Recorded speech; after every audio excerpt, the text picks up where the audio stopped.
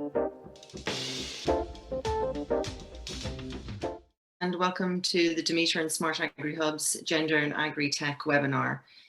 Today we've got a very exciting day ahead of us, and it happens to be the International Rural Women's Day as well today, so it couldn't be a better chosen date by the organisers. This week is also the European Week of Girls, and the Farm to Fork conference was on yesterday and today. The event is co-organised by DEMETER and SmartAgriHubs, and it'll be opened by George Beers and it will be closed by Kevin Doolan. Both are the coordinators of the projects. The panelists today are not only European, but also international panelists as well. And we have our first SmartAgriHubs gender ambassador with us today, Tutu Biko Matosas from South Africa. I'd like to welcome George Beers to open. Thanks, nice to see you all today in this important event. As a coordinator of SmartAgriHubs, but also from IOF 2020, I was visiting the Digital Day in April 2019, and that's where, let's say, the initiative started. It was started by a speech by Commissioner Gabriel, and she addressed the issue at that moment on the low gender balance in IT. So the number of employed women in the IT sector was extremely low, and that was addressed as an issue that should be improved. So when I came back from this meeting, I reported in the project team, in IOF team, and in the SmartAgriHubs team.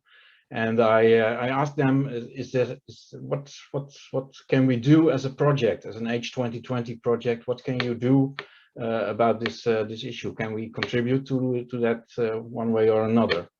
And what I noticed at that time, there was great enthusiasm, and there were a lot of ideas to take the challenge, to see what we can do as a project, as an innovation project on this issue. So what we did is, right after this Digital Day, we started a task force, a joint task force from two projects, from SmartAgriHubs and iOS 2020, and so that was 2.5 years ago today. And I'm happy to well, I checked what have we done, what are the results of this task force, and it's a nice list, to be honest. So one of the, let's say, the low-hanging fruits was that we developed a language guideline for gender-neutral communication that was implemented in all our communication activities. One of the highlights is, I think, the special issue of the SmartAgriHubs newsletter on gender equality. And it's not just a newsletter, but it's one of our top visited newsletters. A lot of attention was paid to it, and a lot of people had a look at this very nice and informative newsletter. So this was really a hit, so to say. Another activity that we launched is to have a template for workshops on the role of women in agri-tech, and it's a template for people that want to address the awareness at local level. And so we have a template and guidelines for it, how to organize it, and what kind of discussion you can have. Further on, of course, we included the gender balance issue in all our reporting, in all our standard reporting, our monitor of the cases. We had over 60 cases, and all the cases were asked to say, what are you doing on gender? Is it an issue that you are discussing? Do you have suggestions? Do you work on it? So that's also in our reports included and integrated. And further on, from the teams from the task force, we contributed in a lot of articles, podcasts, events on gender. So that's I think I'm sure we created a lot of awareness, at least in our own community, which is pretty big community, by the way. Currently, we have two more actions going. One of them is the survey. We have a survey to collect the status and opinions on the gender balance issue in the field. So if you didn't yet fill in this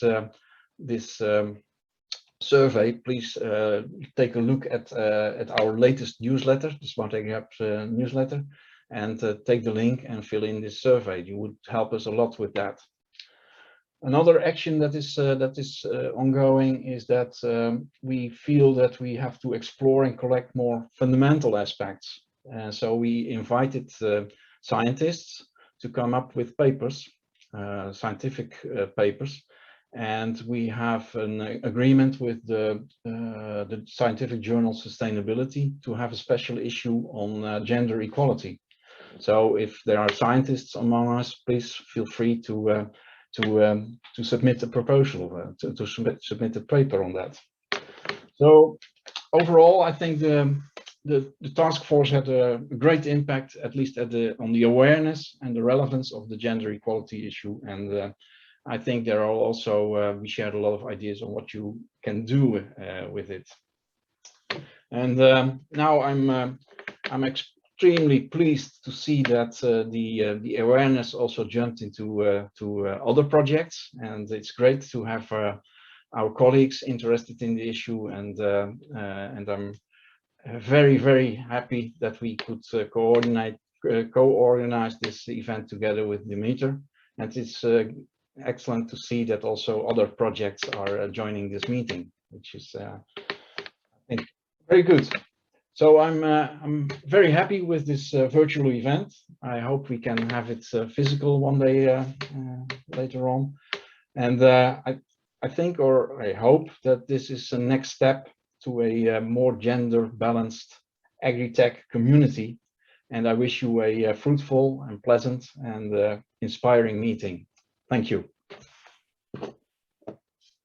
Thank you very, very much, George. And well done. What an undertaking as part of that project. I'm also involved in it as the regional cluster lead for Ireland in the UK, and it's been an absolutely brilliant project to be involved in. So thank you very, very much. Next, for our welcome, we're moving to Dr. Doris Mercard. She works for the European Commission under the Director General for Agriculture and Rural Development. Her work focuses on the digitization of the agricultural sector in rural areas, research and innovation, and the Common Agricultural Policy, and the Digital European Programme for Horizon 2020, which is now Horizon Europe. Welcome. Thank you for the kind introduction. Thanks for having me, and thank you to the projects for organizing it and overall for their work doing in this field. I think it's quite important, and I look forward to share some thoughts with you on the question gender equality and diversity in agriculture, agtech, with a special focus on digitalization. George already pointed to the work on the Commission in 2019 and the inspiration. The work of the Commission continues, and in this year, the Commission published a communication on the 2030 Digital Compass, the European Way for Digital Decade.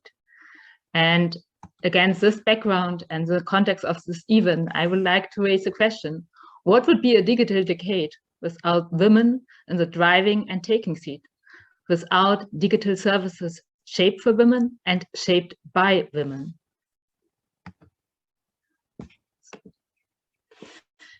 In the 2013 targets, there are concrete proposals for common targets to mobilize public and private sectors and actors in the communication just mentioned.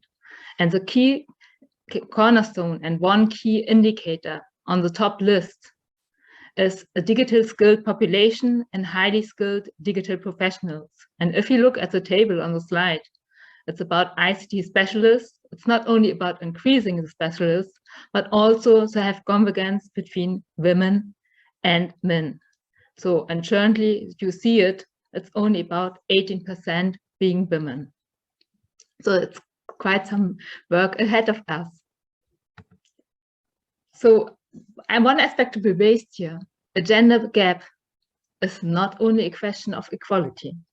There's more behind it. And it has, the gender gap has implications, personal implications.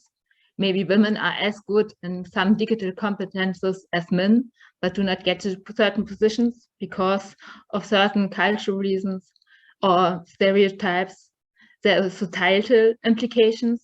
For instance, if we don't have women in programmers or in AI applications to be shaped by women, certain aspects might not be considered in shaping the algorithms. And it has also economic implications. So I don't know whether you have read the news in recent days. It was not only discussed by Forbes, but also, for instance, by Google. There was a report recently published by a foundation pointing to the digital gender gap cost nations billions. And yes, for sure, the study was undertaken in low and middle income countries, but there's still implications also for the developing world. So let's have a look. Why? Why is that the case? So why is this important of having women as ICT experts? So it's not only about the capitalization of digital innovation through social competences, which are frequently accompanied rather with women than, for instance, with women. And there you find also studies on this aspect, because you have to make the digital services work, for instance. But it's also about the development of digital services tailored to the need and interests of women. Women are potentially 50% of the end users. So it's important that they are also tailored for them if the economy would like to benefit from the women as end users. If you now look at the agri-tech, and we have a global role, and this webinar today has a global perspective. The role of women in agriculture is outstanding in some parts of the world. So also agri-tech needs to be end users oriented, including for women, and therefore also be shaped by women. So for sure, we have stereotypes, and there are certainly certain trends and characteristics, more women-driven, and the nature of women might be sometimes, to some aspect, varies from those from men, and there are strengths, and there are also weaknesses, which are typically, but we're also persons. Not all women are equal. And what is important, culture may not hamper the development potential of certain persons if you have the interests and capacities to interfere in one field, to develop in one field. And the OECD recently pointed out that is still the case. Cultures set barriers to the development and use of digital technologies for women in some countries in particular. Here I would like to emphasize that probably in the European Union, we are quite happy with our development potential. I would like to call your attention to one report published by the United Nations, education. Education is probably a key to address the gender gap in digitalization. First of all, I would like to invite you to read the story, how the title of this report came about. I set the link in the presentation. But the reason is programmers were men, pragmatically speaking, broadly speaking. Please read it, please reread the story.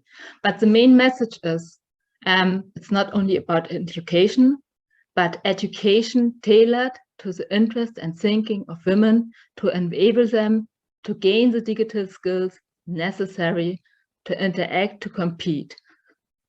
So it's about tailored empowerment. Looking at the steps ahead, and this is my last slide, at European level, what can we report about what is planned? So it's not only about experts, ICT experts we are focusing on. It's about targets also in basic digital skills established in the European Pillar for Social Rights and in the action plan. 80% of citizens aged between 16 and 79 have basic digital skills by 2030.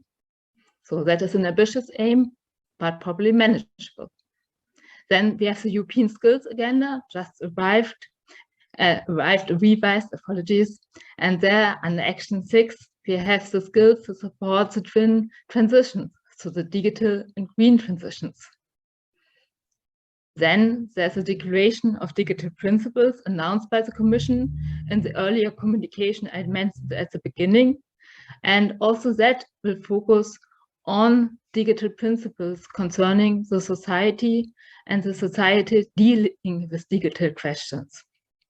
So the Commission will propose include a set of digital principles and rights in an interinstitutional declaration. So the public consultation has just closed on that one. So I invite you to follow the discussion around it. Then we have the gender balance in Horizon Europe and the Commission's strategic approach in research and innovation towards a gender balance. And here we certainly also welcome feedback by the researchers, by the projects. What are the lessons learned with that approach? Is it valuable? Too much administrative support? Has it impacts? Yes or no? So here it's really good to have the discussion about it. And so far, I welcome very much that 2 Horizon projects organized such webinar like today, and the workshops offering the opportunity to discuss such mechanisms proposed and introduced by the Commission. And I started at the beginning with the indicator and targets to mobilize not only public actors, which certainly have a key role to play as it regards basic digital skills and to empower everyone to live in the digital society and use the digital economy, but also the private sector has to play a role in achieving, for instance, the 2030 target in ICT specialists, because only if the private sector acknowledges and accepts the competences of women as it regards digital technologies or ag technologies, then there will be a, let's say, sustainable trend, because then also women have their potential acknowledged and can live with that and live from that, economically speaking.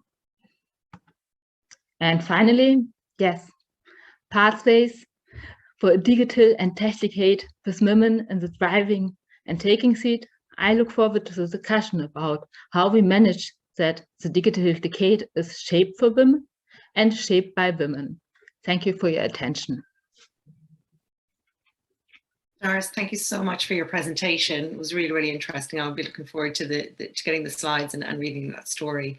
And also, I think you're completely correct in saying that it's fantastic to see 2 really large Horizon 2020 projects shining a light on this subject today. And as I said, given that the day that's in it, the International European or Rural Women's Day as well. So thank you very, very much for presenting today.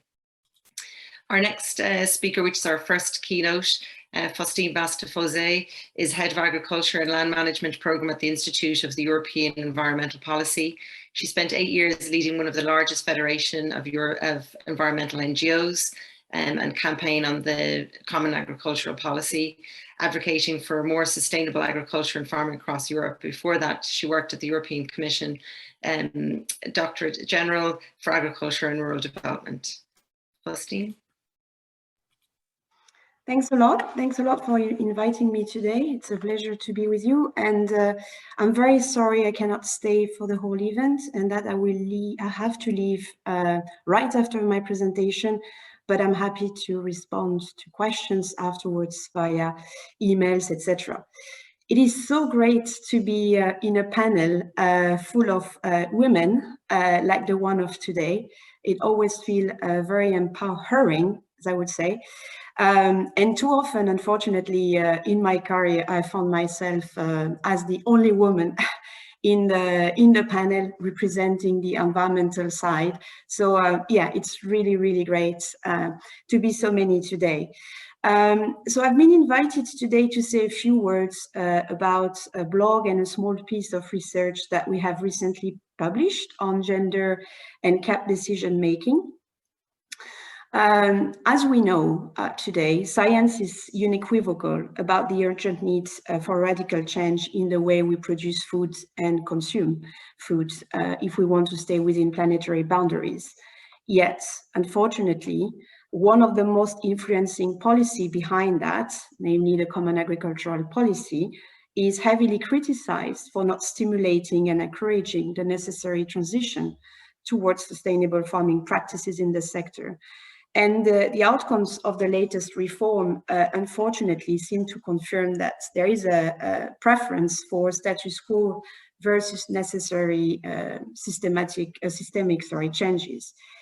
So The question here, obviously, there are many factors driving that decision and the implementation, but what the role of gender, if any, in CAP decision making? And that's what we try to ask ourselves through a factual analysis, looking at the balance between the share of position in power position, let's say, in the three institutions, in the European Commission, in the European Parliament, in the Committee for Agriculture in particular, and in the Council of the EU, the agriculture side of it.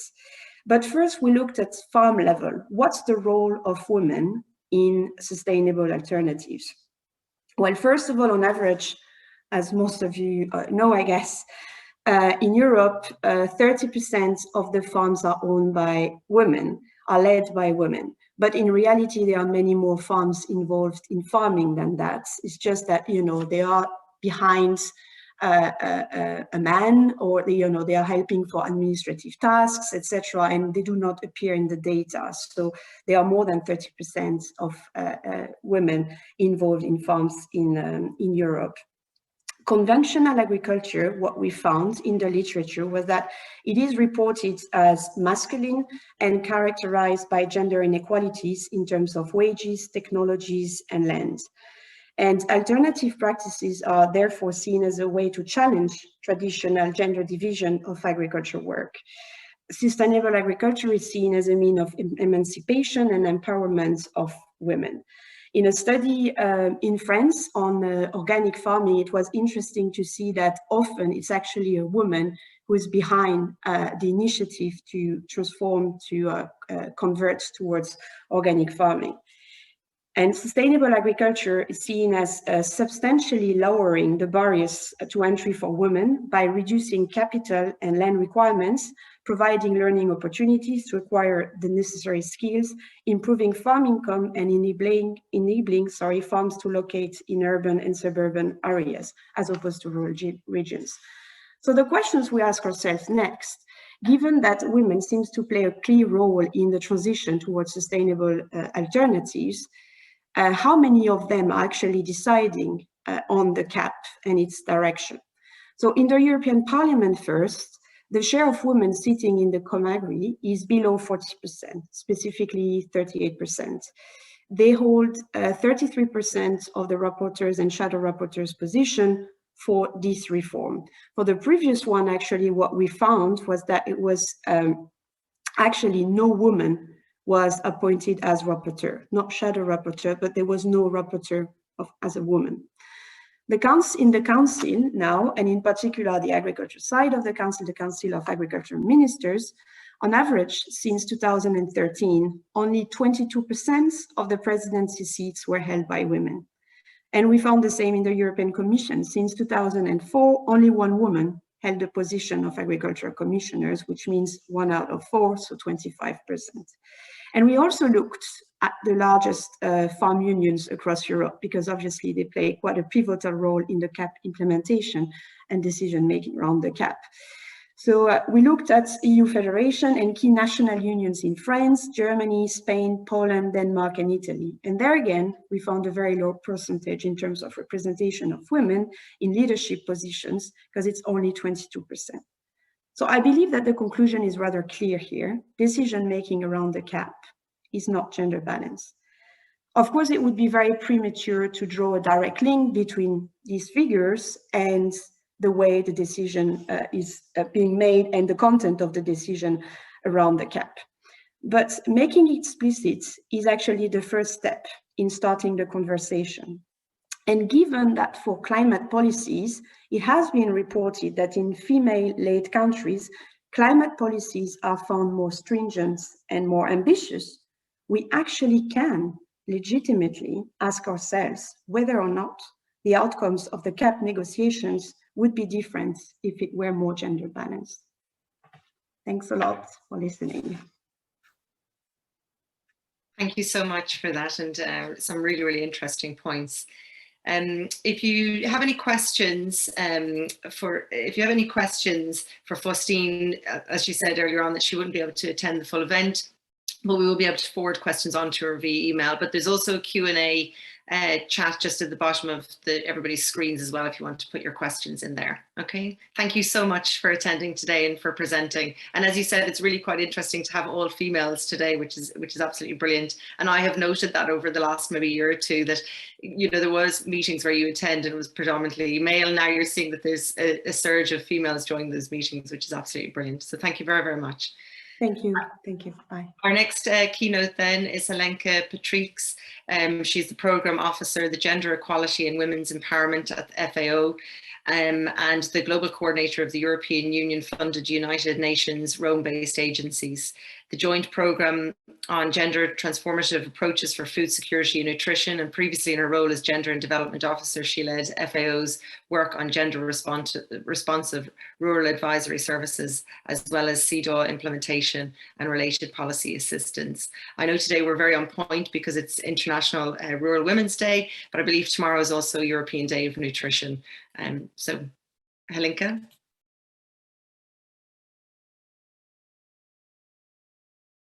Helenka, I think you're on mute, if that's okay. Yes, thank you. Thank you very much. I trust that you can hear me well. Yes, we can. Thank you. So thank you very much for inviting FAO and myself for this Agritech event. As the moderator mentioned, in my previous role, I led FAO's work on gender responsive rural advisory services. And so it is particular interest for me to make this keynote on ICT-enabled rural advisory services and the linkages with gender transformative approaches. And this is a new area of work we are working on with my colleague, Huda Mohsin. So, as we know, unequal reach and access to information is an issue that affects rural women all around the world. And in general, women have less access to information, productive resources, technical knowledge, which leads to a significant productivity gap. Now, recent studies have pointed the productivity gap to lower returns to agriculture advisory services and technical information for female farmers. And this implies that the information that rural women receive is often less beneficial for increasing their productivity on their plots than is the information received by male farmers. So digital technologies could support gender equality in food systems in many ways by addressing the key constraints women are facing in terms of participating in agri-food value chains. And for example, as we know very well, ICTs have the potential to rectify the information asymmetry that is currently experienced by female farmers through facilitating access to crucial technical information.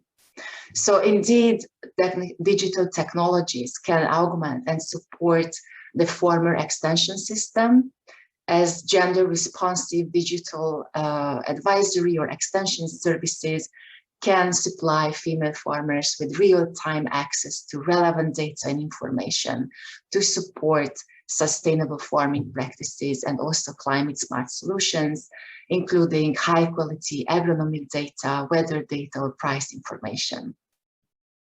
Now, digitalization of financial transactions and payments, digital credit, and other financial services can foster inclusion of female unbanked farmers. And indeed, better and more meaningful financial inclusion may also foster reduced gender inequalities. We know that women who have access to bank accounts, saving mechanisms, and other financial services may be better able to control their earnings or undertake personal and productive decisions and expenditures. So digitalization should not, however, be considered as a silver bullet or an end in itself. Digitalization of the agri-food system involves also risks. The risk, for example, that the potential benefits will be not shared equally, for example, between urban areas or rural areas, and the different genders or different age groups of the population. And ICTs are not gender neutral either, neither in the design or in the implementation.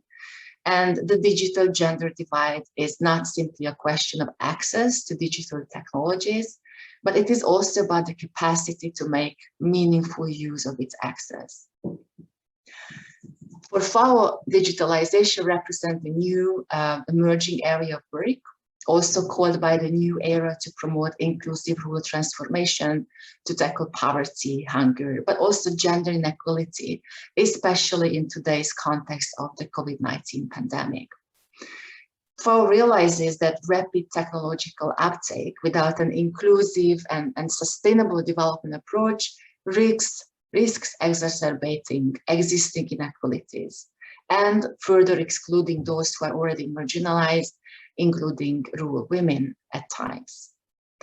So for ICT-enabled gender-responsive rural advisory services to reach women effectively, it is important to take into account women's lack of financial resources, for example, to pay for ICTs, at times their technological illiteracy, social norms as well, that can potentially discourage women from using technology, and also the lack of control or ownership of technologies. Indeed, the European Union funded RBA joint program on gender transformative approaches, for which I am the global coordinator, recognizes that social norms can fuel further gender stereotypes concerning the use of digital technologies. And often these stereotypes are even more reinforced in the closed environments of women and girls in their families.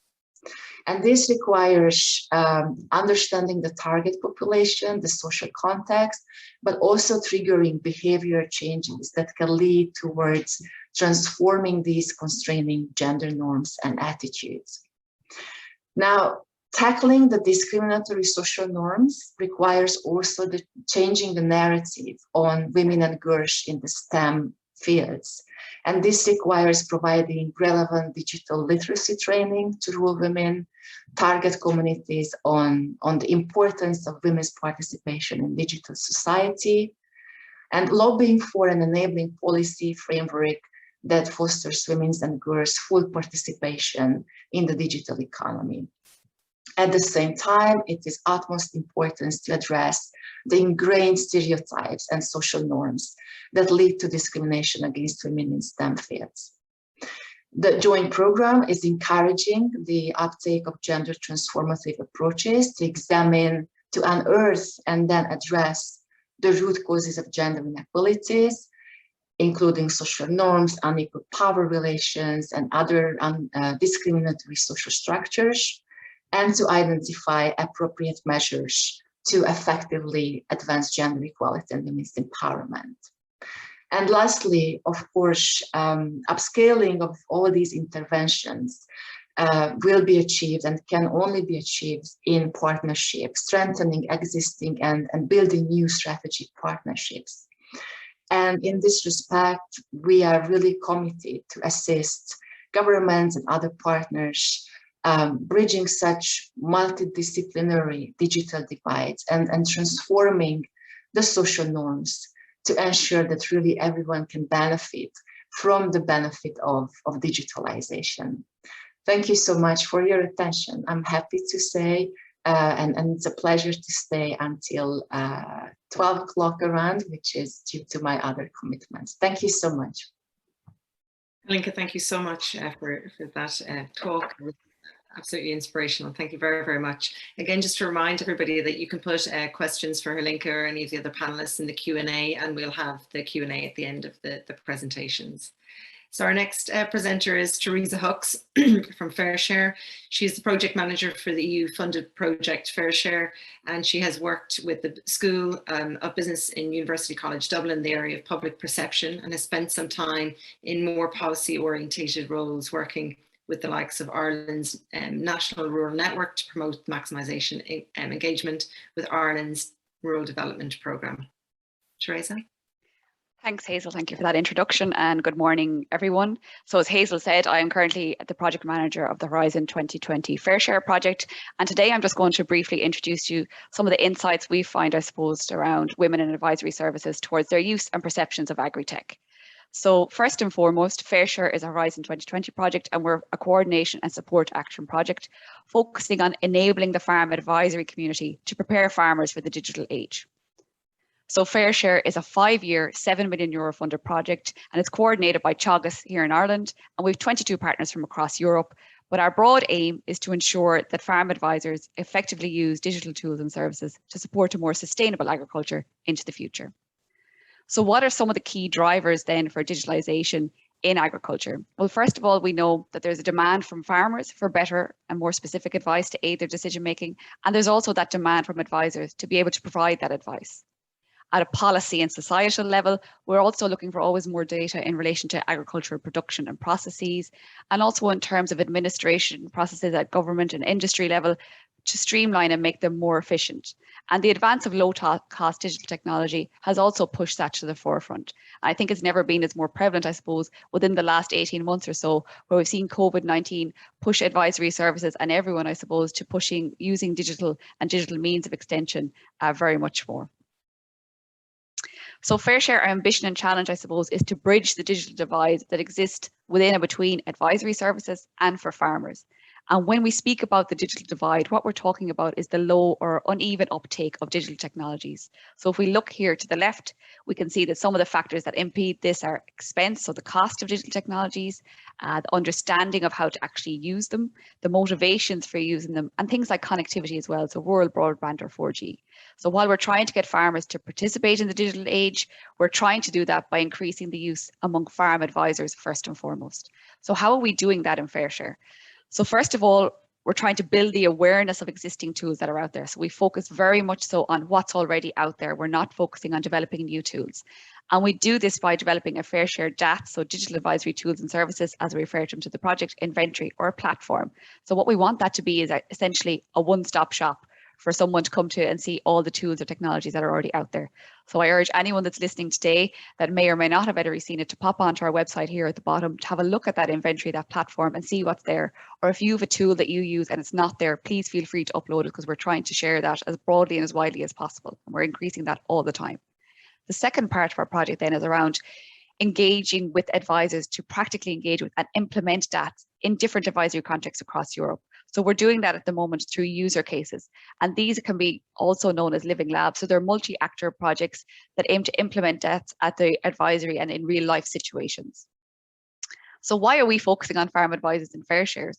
Well, I suppose farm advisors is who we see as general consultants to farmers. So they link all the different elements of farming, and they have that unique position within the ACAS. So they can connect with farmers on the ground. You know, they intimately know their clients' farms, their goals, what they actually want to achieve on their farms. And so we feel that if we can equip farm advisors to use digital technologies, then they are best placed to advocate for them at the farm level.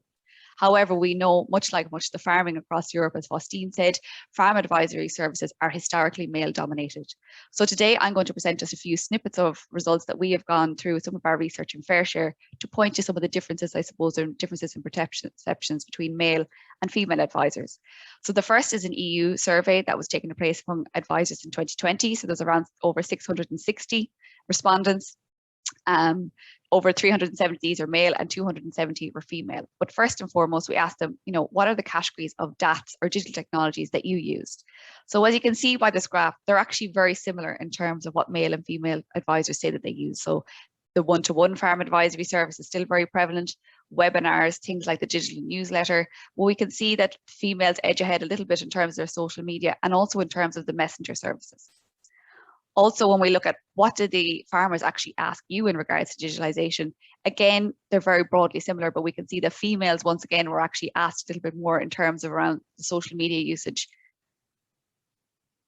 We also asked them to rank, I suppose, the main benefits or impacts associated with that. So you can see on the left here, there was a strong disagree to agree scale. So they're broadly similar, but the first four are quite different in terms of how males and females rank them. So we can see that the females actually ranked limiting the number of severity of farm injuries, limiting human exposure to chemicals, and biodiversity preservation as being more important or more of an important benefit associated with DATS, while the males actually ranked increased productivity as being the most important.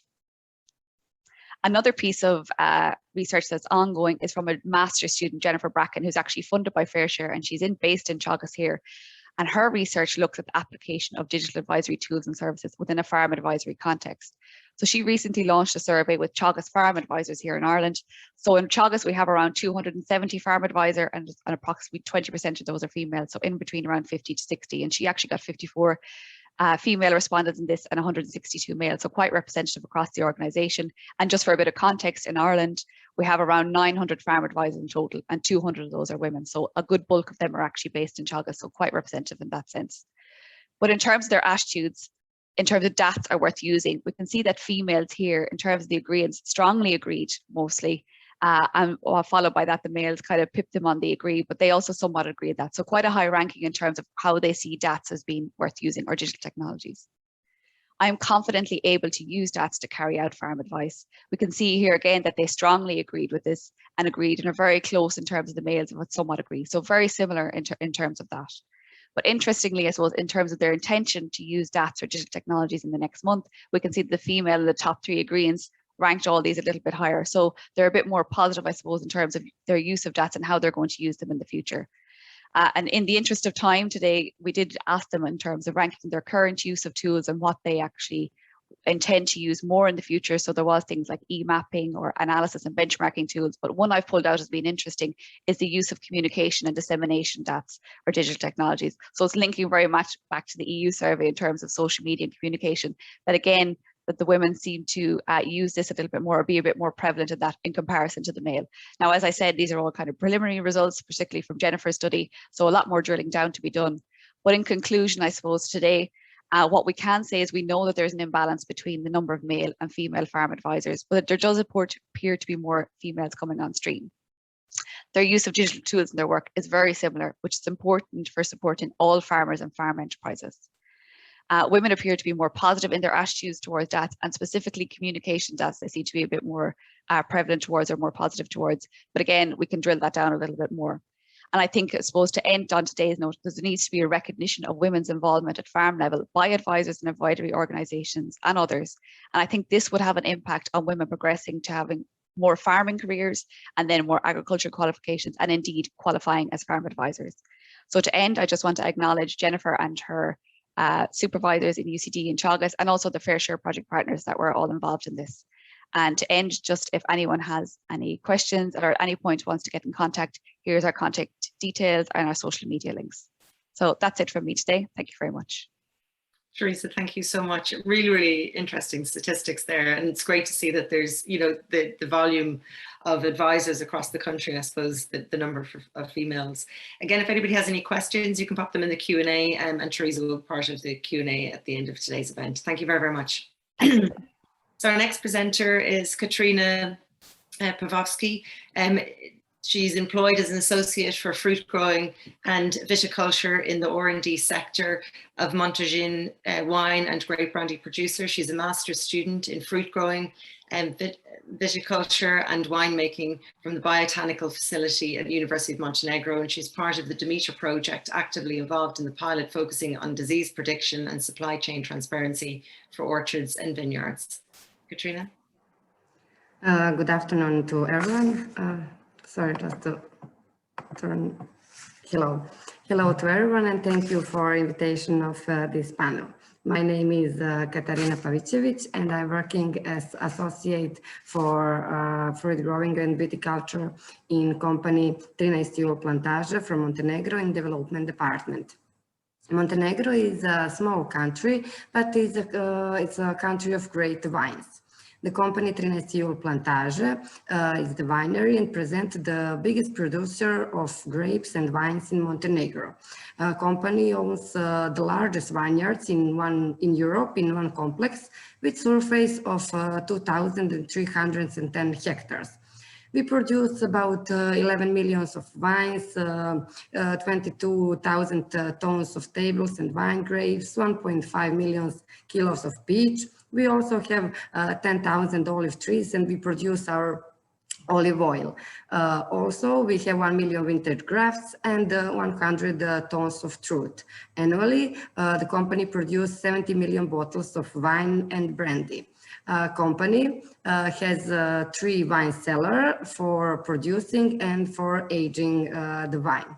Today, we export our wine to 43 countries around the world, and the company wins over than 1,000 international and domestic awards.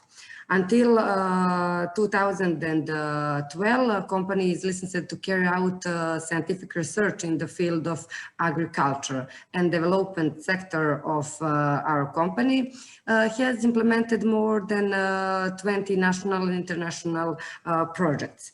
In the last few years, the big attention is focused on projects of precision and digital agriculture. So we carry out numerous projects on these topics like Erasmus project, Horizon 2020 projects, national pilot projects, and etc. By digitalization, we can to management our activities according to local variation of agrobiological conditions. In order to increase our yield, increase the efficiency of the crop, and everything that also in the aim to decrease all the costs.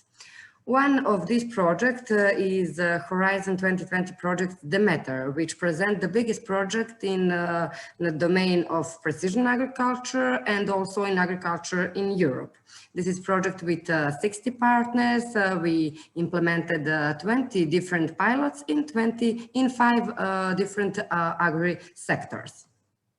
By digitizing the systems, by using smart sensors within the company Trienstiul Plantage, will carry out activities aimed to anticipating diseases and pests, irrigation optimization, product transparency in the supply chain.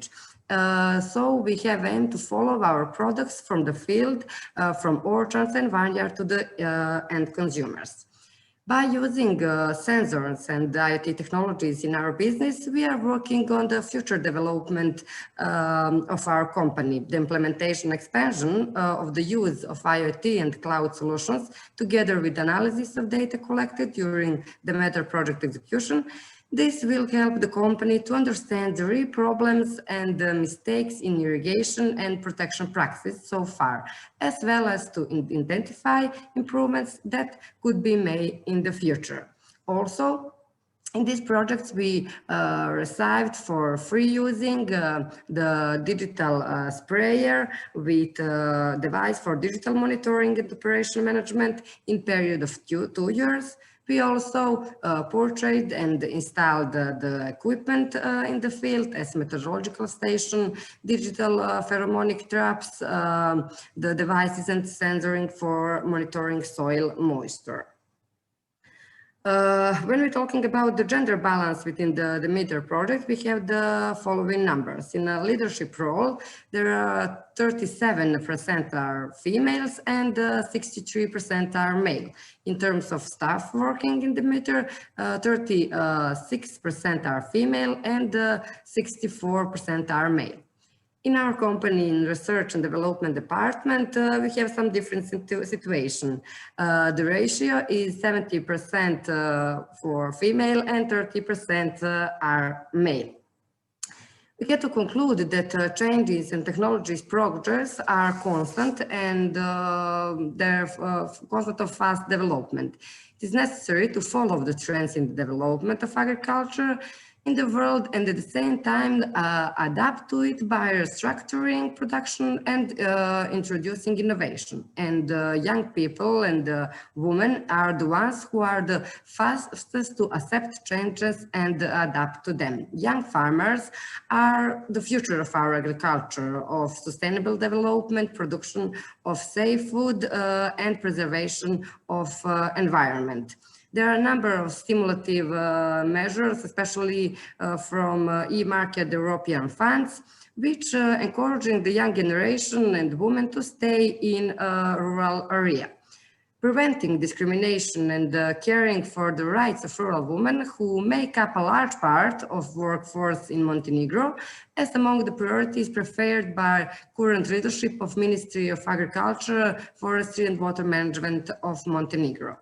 Encouraging and investing in the work and emancipation of women in the countryside, especially those under the age of 30, is a great potential that has so far been little used and should be focused in the future.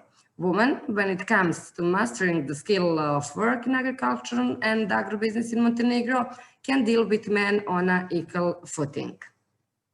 At the end, I want to say the purpose of marking the International Day of Rural Women is to remind all factors of society of the great but still unrecognized role of rural women, as well as the need for constant improvement of their living conditions.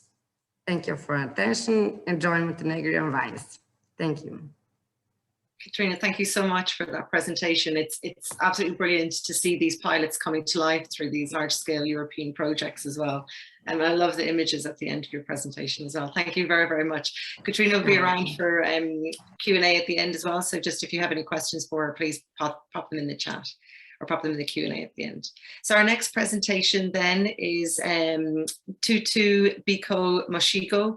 She is an agri-entrepreneur from South Africa with passion and drive to achieve the farm and fork ideology.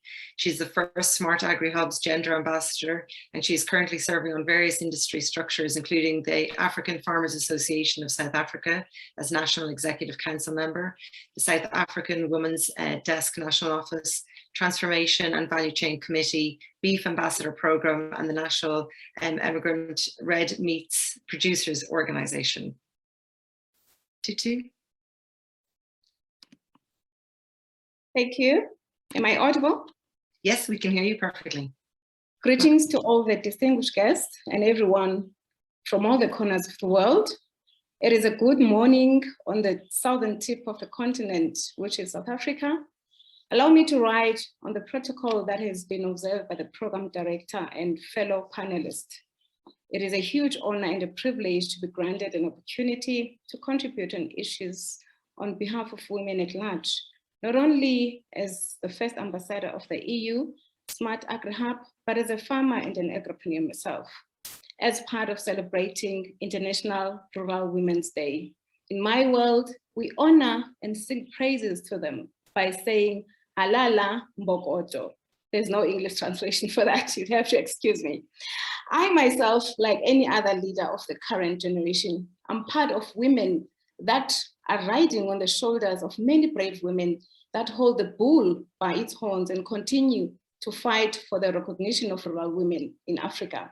And yes, it is a fight, because one would have hoped that as we gathered here, we'll be reflecting on tangible progress made on women and equity issues. Regrettably, it is moving on a slow pace, and I'm hoping that my role as an ambassador will assist to lead and guide targeted interventions.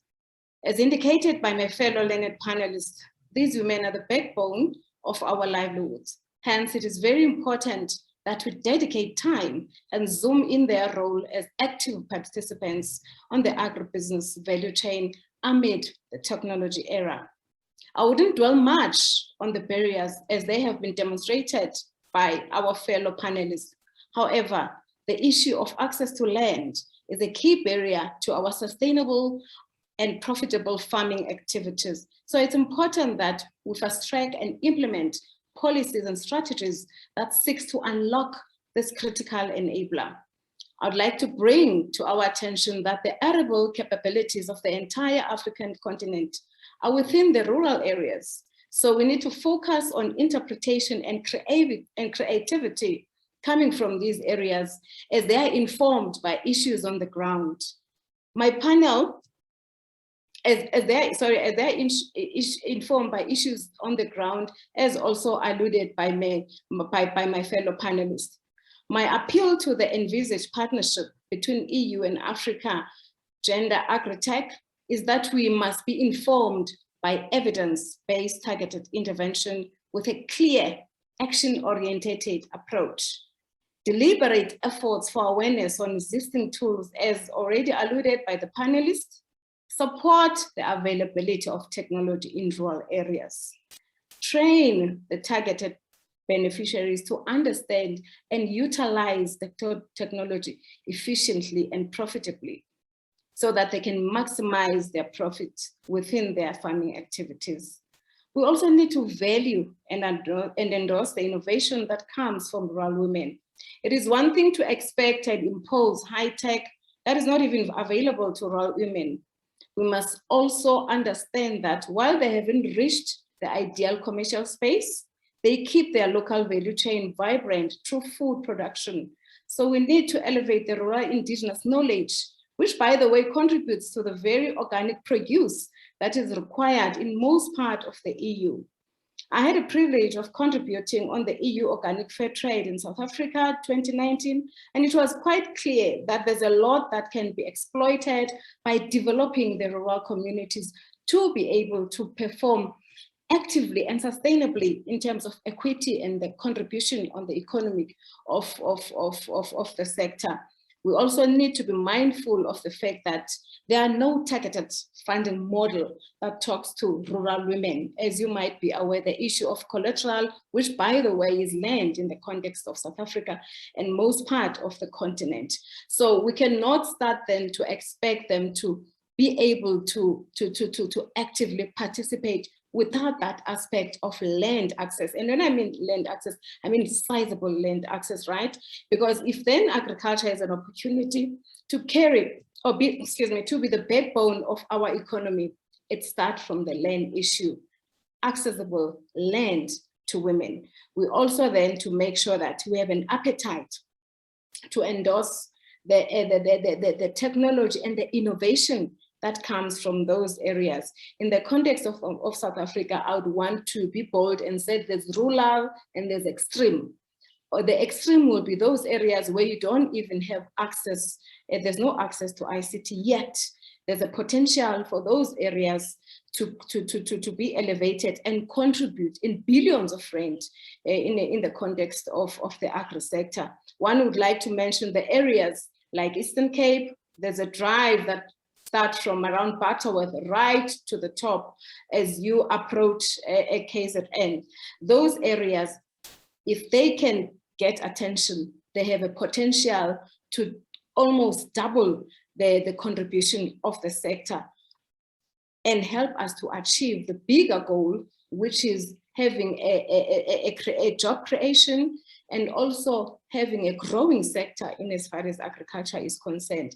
I mean, with the partnership with HEDSI, as I've said on my previous I of 20, we have demonstrated a potential growth that can be exploited through technology, where we are running a tech-savvy program that is looking at empowering the very same rural women. And we're still appealing to the funders out there to pay attention to this solution. We've already supported by others, but we're appealing to more so that we can then drive the agenda and the ideal goal of growing and have an inclusive agriculture. So it is very critical, and it's a matter of policy principle and an effort to make sure that we have targeted efforts that are also measurable and monitored. Thank you so much.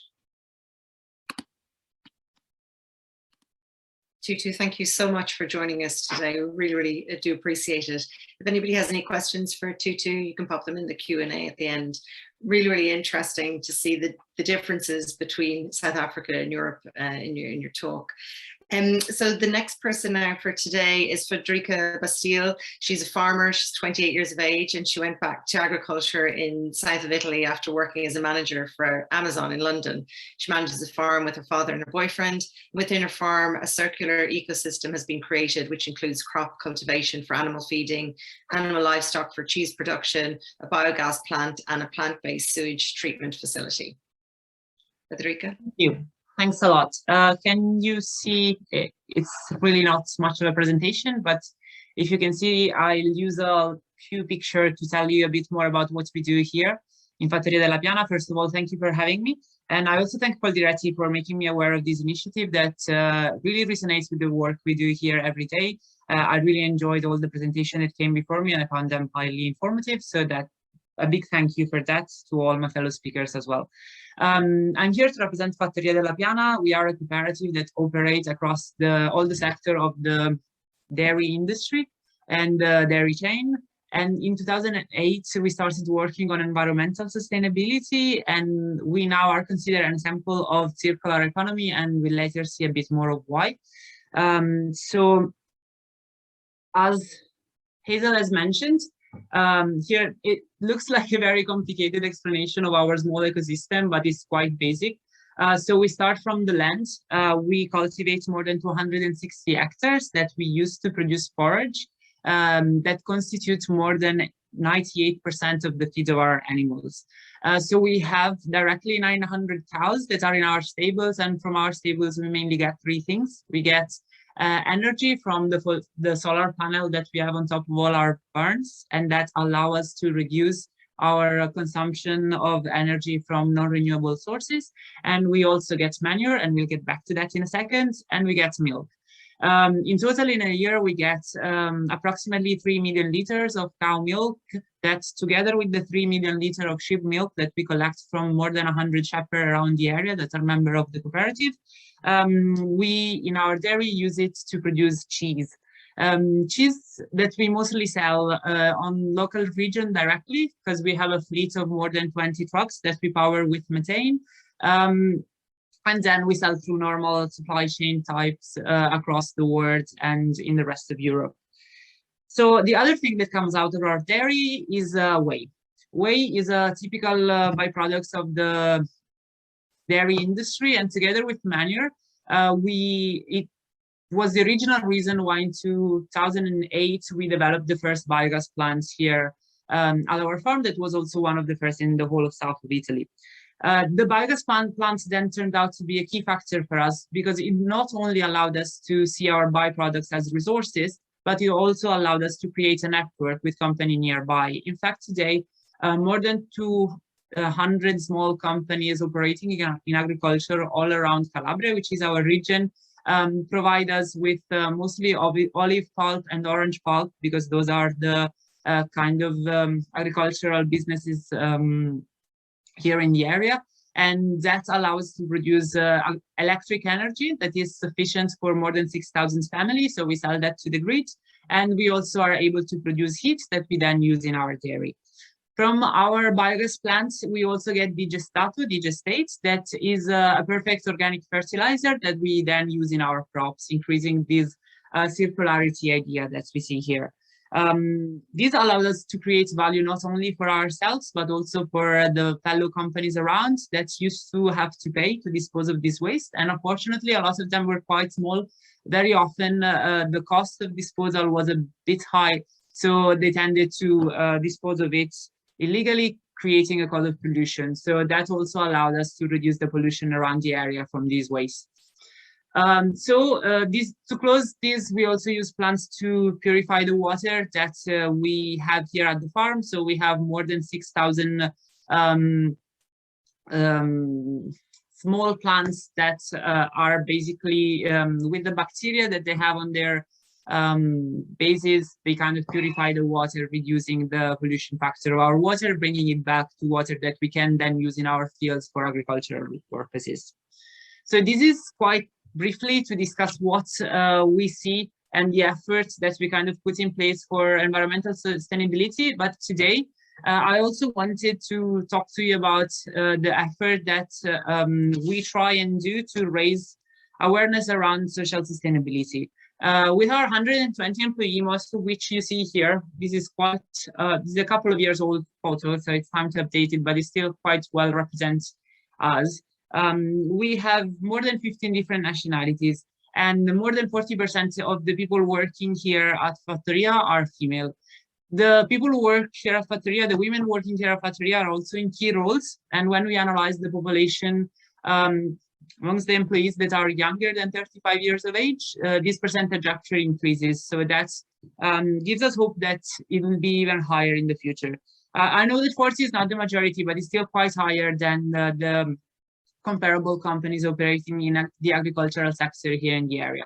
I think the two key factors that allowed us to have this percentage was, first of all, technology, for sure, because it reduced our dependence on physical strength. That unfortunately was quite a factor when working on direct tasks related to agriculture, and to value more skills. And also, we started a few years ago a series of programs of internship with high school students. Starting at the age of 16, mostly we try to focus on women, and they start cooperating with us. At the end of these programs, we managed to hire full-time 7 former students, 5 of which are women. The interesting part is that these 5 women that we kind of started working with are now key players in the team, because they are also amongst the people with the most experience here at the farm, having started at 16.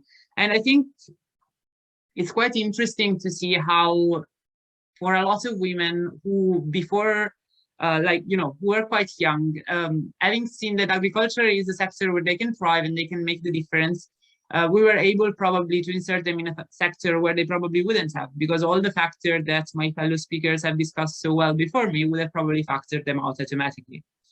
So thank you for the attention, and I hope that I was able to give you a brief idea of the work we do here at FAIRshare, and I welcome any question or advice or any other input. Federica, thank you so much, and really, really interesting to see how your internship program had an effect, on your business over the years, and positioning those females into leadership positions. So well done there. Thank you very, very much. Thank you. So our next presenter is Elena Sanchez. She's an associate professor at the University Polytechnic in Catalunya in the subjects plant biology, viticulture, excuse me, extraction and fermentative industries, products of plant origin, other food and drink industries, sensor analysis and certified production and quality marks for students of agricultural engineering, food engineering and gastronomy. She's currently involved in Innoseta, a European project funded under Horizon 2020, which establishes an international cooperation between 15 partners focusing on spraying equipment, training and advising. Elena? Okay, thank you very much. Can you hear me well? Yes, I can hear you. Okay, nice to meet you. First of all, I would like to thank to the organizers for allowing Innoseta to be here in this event in the International Rural Women's Day. For us, it's really important to show our platform and to explain to all the audience how can we learn to reduce the gap between the science and the farmers, in this case, women farmers. Secondly, I would like to introduce shortly Innoseta. What is Innoseta? Innoseta is a knowledge transfer project financed by Horizon 2020, which seeks to establish an innovative thematic network on crop protection application, technologies, training and advice in order to eliminate, or at least to reduce, the exciting gap between innovation and research and the agri-tech sector. In other words, bringing science closer to the farmer. It seeks collaboration between researchers, industry, consultants, and the agricultural sector to ensure to appropriate dissemination and the use of the latest advance and developments in application technology, which lead to a more efficient and sustainable agriculture. Regarding the platform, we have a platform by internet. Any individual user can register. You go there and you can register and both download or upload information that she or he can consider interesting to any of these 4 themes: industry solutions, projects, training materials, or articles. Today, we have 338 industry solutions, 77 projects, 413 training materials, and 203 articles about good practices in the use of crop protection products available to the Innoseta platform users. In addition, it's important to highlight that all the information on this platform can be found in 8 official languages of the European Union, Union always seek to bring science closer to farmer, as we think that the language, it's a barrier, a very important point to reduce. So we try to make closer all this information to the farmers. In relation to the users, since May 2018, when Innoseta started, we realized that we have a young user profile with more than 60% of the session initiated by users under 35 years old. In this case, it's clear that the use of new technologies for knowledge transference is stronger in young people than in older ones. And in relation to gender, we have observed that out of 10 initiated sessions, 4 have been done by women.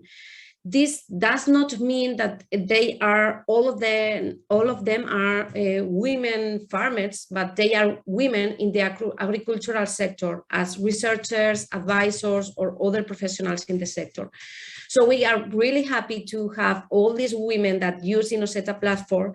And although we have this small gender gap, 41% versus 59%, we are very happy to use with this woman that are using the platform.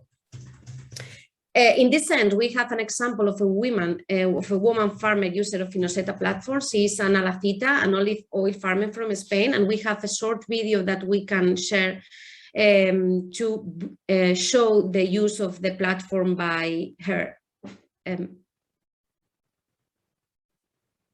Bueno, pues a través de esta plataforma lo que nos facilita a nosotros o a cualquier otro agricultor que quiera información técnica, pues es el acceso más inmediato a toda esta información técnica sin la paja, vamos a decirlo así.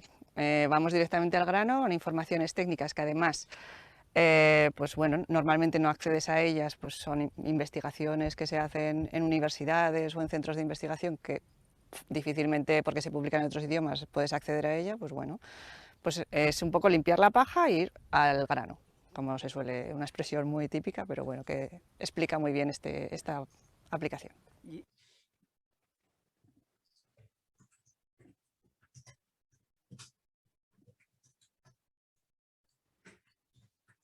So Anna explained that we can use this platform as she makes in his olive farmer to get information about all these new activities that we have for researchers or for consultants. And in the face of these questions, we consider that Innoseta would be a useful tool to attract women to the agri-tech sector. Thus, we will make an effort to targeting all this knowledge transferring to women through Innoseta platform in order to help to achieve this gender equity in the European agriculture. Thank you very much for all this activity that we have today with all these women in agri-tech sector. Eleni, thank you so much for that presentation and for the video as well. It was really, really great. Thank you. So we're moving on now to our Q&A session, which we have, I think, about 10 minutes for. I think I'm right in saying that. Margot's in the background, keeping track of all of our time for us, which is fantastic. So I suppose one of the things that I noted just when we were going through the different presentations was, I suppose one of the things that really struck me was Federica's presentation with regards to the internships. And how that kind of drove the leadership within their organization, within the farm itself. And I was wondering, just across the board for everybody, I'm wondering how we could maybe look at that simple model and how we could increase kind of the leadership, I suppose, of women across the agricultural sector. I'm not 100% sure, Federica, if you want to just talk about that again, and if you had any thoughts on how we could potentially expand that beyond your farm and beyond your network as well. So I know what worked for us, right? It's always hard to adapt recipes to other situations.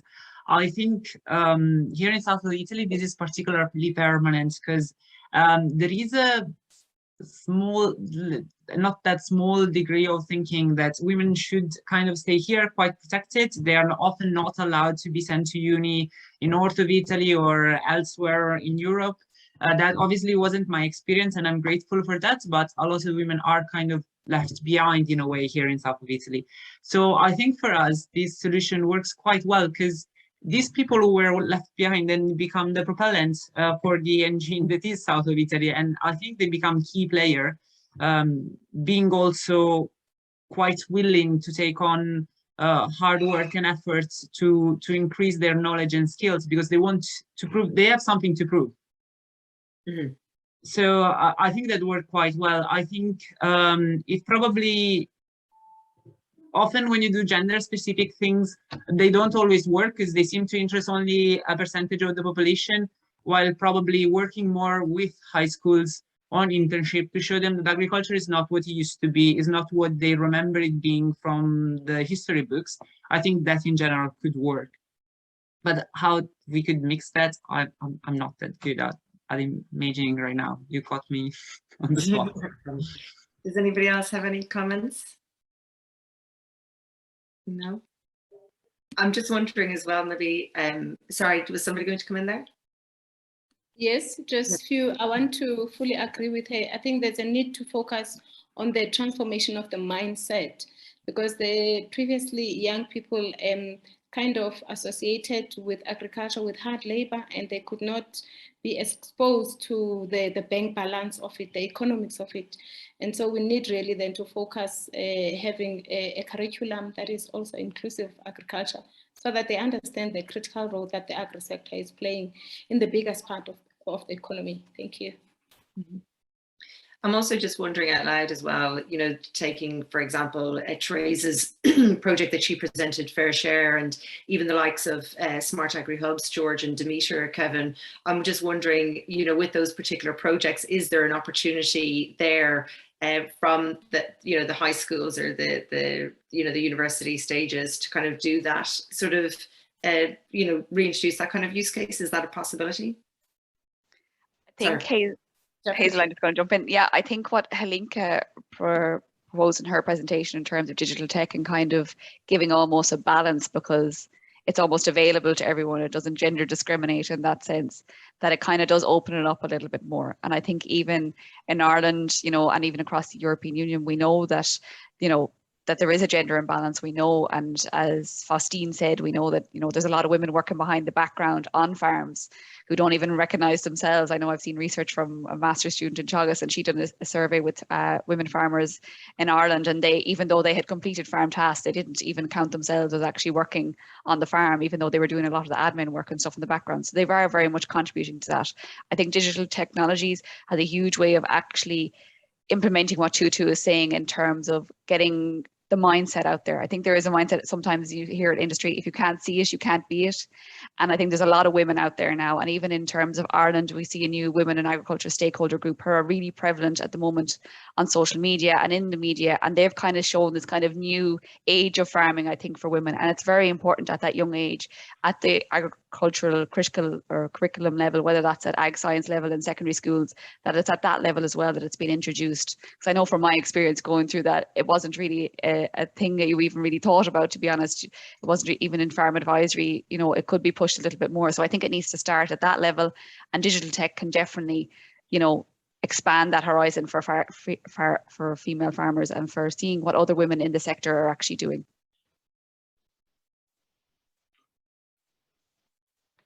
I may add to that, Hazel. In SmartAgriHubs, we are working on a network throughout Europe, because we can talk about gender equality here in, let's say, in a Central European context, but the real gender equality needs to be established in the region at local level. So that's why we are implementing a broad network of digital innovation hubs. And these digital innovation hubs are providing services at local level. So really in the, let's say, in the rural area, in the remote areas.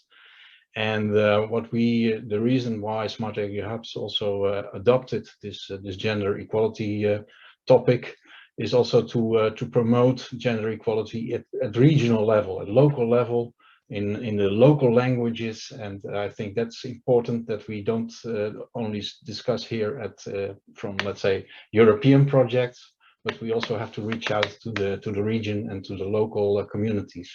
Thank you. Thank you, George. Kevin, do you have... We can't hear you there, Kevin, for some reason. Sorry. No, we can't hear you. I might just come back in a moment to you when we've figured out your sound. Sorry, a question has just come in there for you two too. Just to, it was from Hannah Quinn Mulligan. She's the chair of Women in Agriculture Stakeholders Group here in Ireland. And she was just wondering if you had any examples of any targeted measures that were needed to support women in agriculture. Yes, definitely do. Through our advocacy program, there's an issue here is that no one has really paid attention to evidence-based targeted approach, particularly for women. So our approach is that we utilize a baseline to understand what is on the ground. So we're busy with that in few commodities, your crops, your poultry, and your livestock, to understand the exact needs.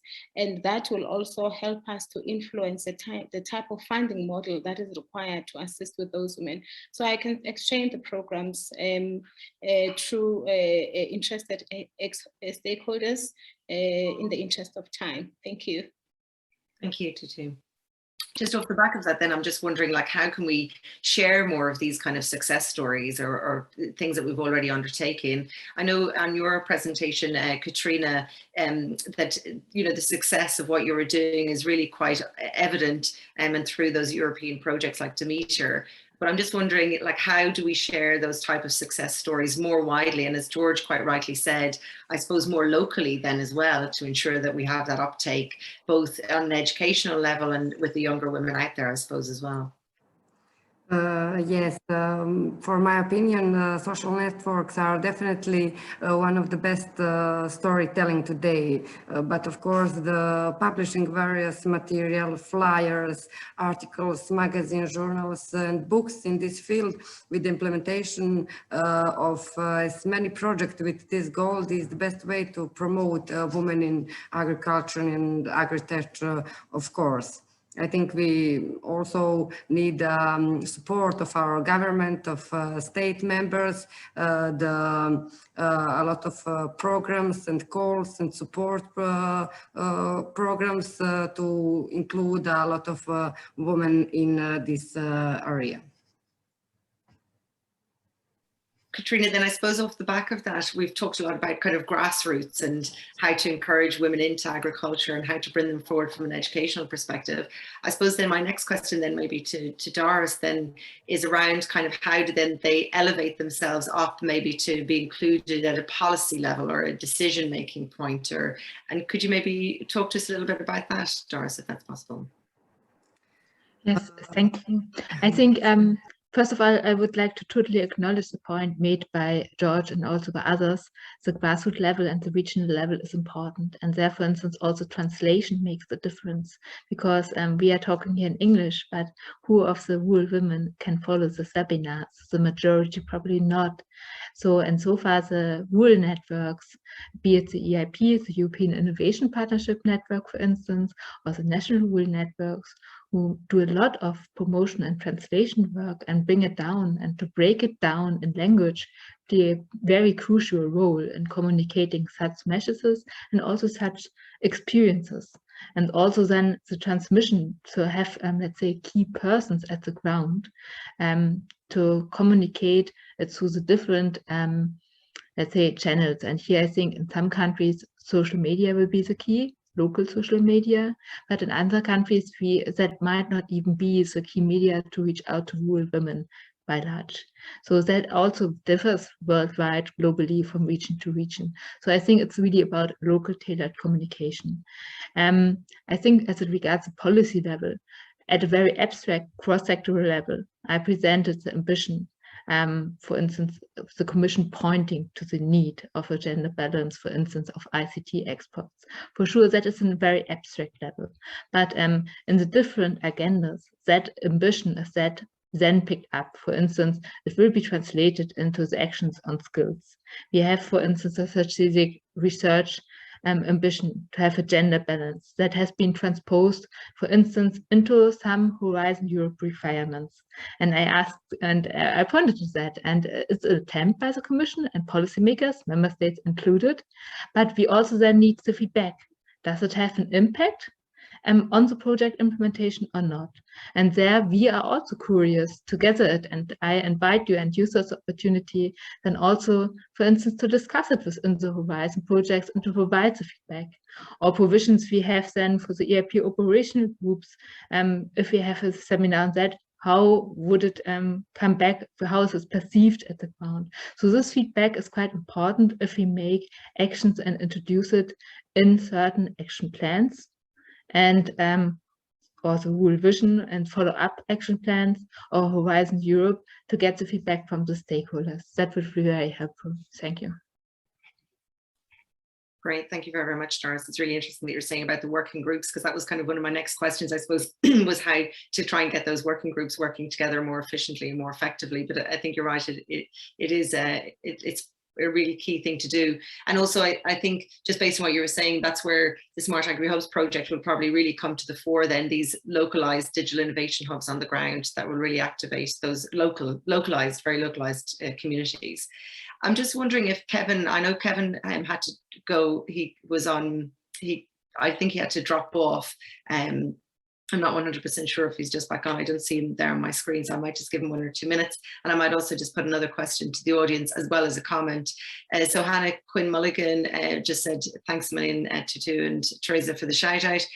She just mentioned that 16,000 women receive payments in Ireland, but 70,000 work on farms as invisible labour every day, and that they had put forward a number of CAP policies, including female-only knowledge transfer groups and the increase in farm building grants, and that she'd love to hear more ideas around that from other countries as well. So Hannah, what we might do is might put you in contact with 1 or 2 of the panelists as well, and that might be a task maybe for some of the projects such as SmartAgriHubs or DEMETER to maybe look at kind of cross-comparing some of the countries and the work that's undertaken by females in those countries.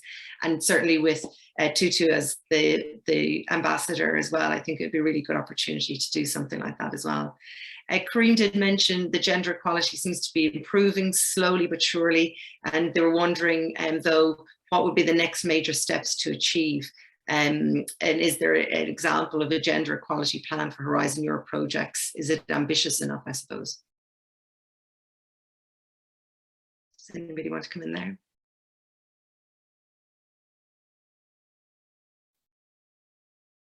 No. Okay. So I think I missed that. Sorry about that. Sorry, I didn't get that. I was busy typing. Sorry, what was the question? No, you're fine. It was just to do with the gender equality plan for Horizon Europe projects, and was it actually ambitious enough, I suppose, at this particular stage with regards to gender equality? Does anybody have a comment on that based on any of the projects? You know, maybe within the FAIRshare project, do you think it's ambitious enough at the moment? Not to pick on you, Teresa, you're on mute there, my apologies. Sorry, Hazel. To be honest, I'd probably need to read into it a lot more to be able to give a good kind of nuanced comment around it. I know it's something that we measure within Horizon 2020 projects, as Doris has said, and I suppose in our own role in terms of digital technologies, it's something that we'll definitely be looking at in a lot more light, I think, throughout the rest of the project. But yeah, I'd be interested to see what Doris has to say. I know she had her hand up there in response to that, just to see. Oh, sorry, my apologies. Yeah. I didn't spot that. Thanks, Teresa. Yes, maybe just to add, I think the challenge will now arise with the new requirements for Horizon Europe. And I think whether those plans then really have an impact, that can only be seen in 2-3 years from now to go. So I think there are already Horizon 2020 projects which have paid attention in the last or current funding period, so ongoing. That is great. But with the new, let's say, requirements for Horizon Europe and the gender equality plan, that is an additional and new requirement, a little bit, let's say, more ambitious. And whether that really then makes an impact strongly, I think, also depends on the institutional culture.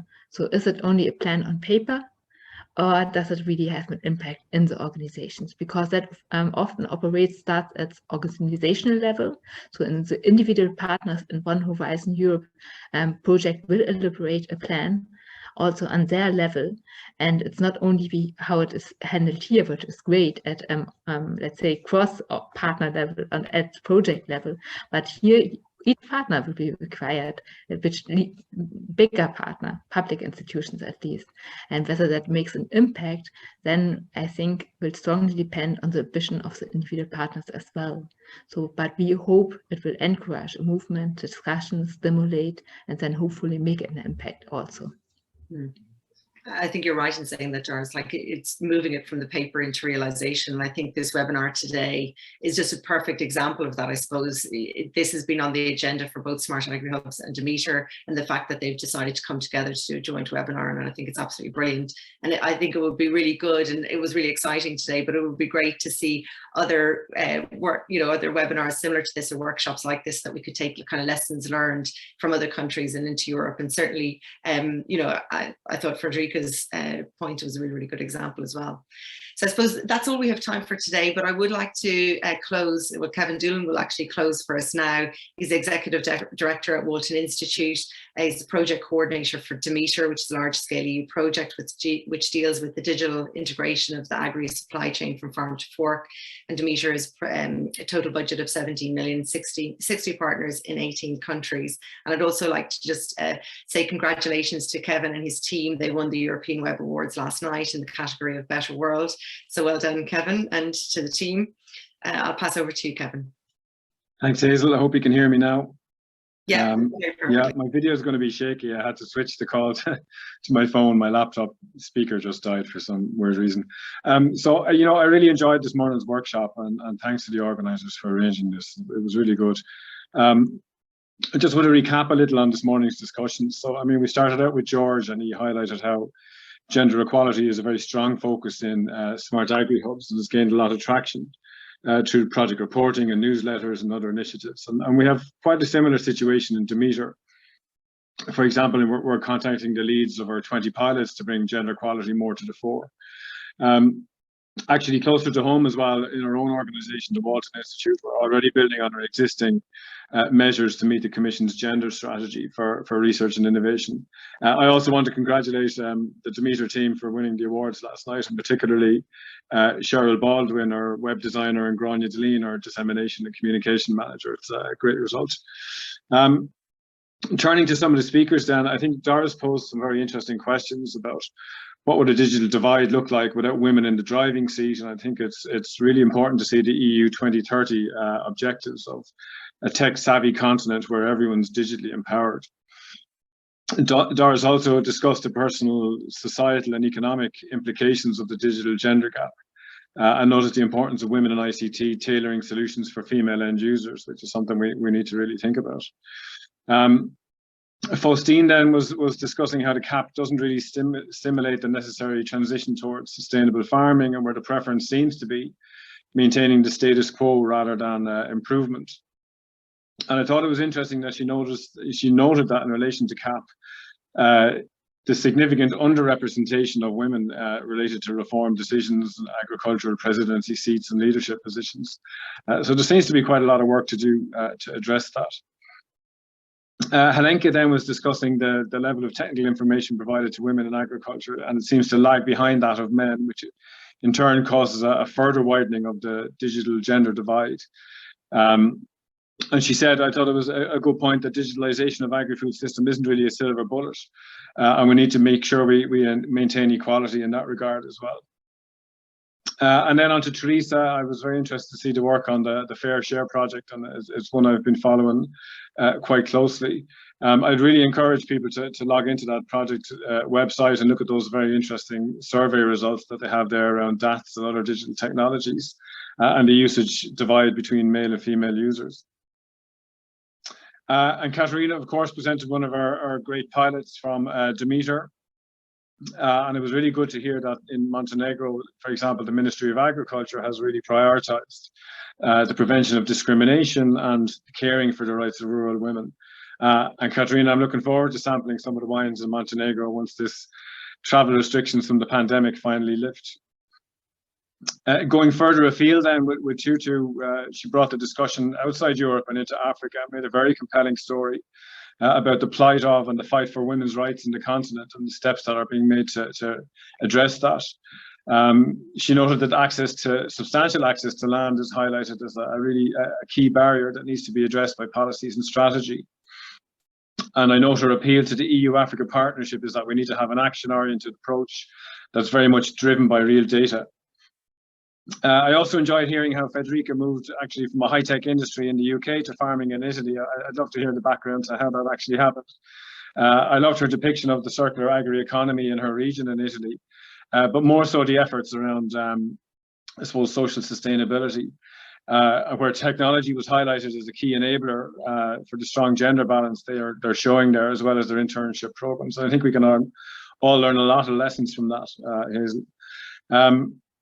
And finally, then Elena spoke about the knowledge transfer project Innoseta, which aims to bridge the gap between science and deployment of technology on farms.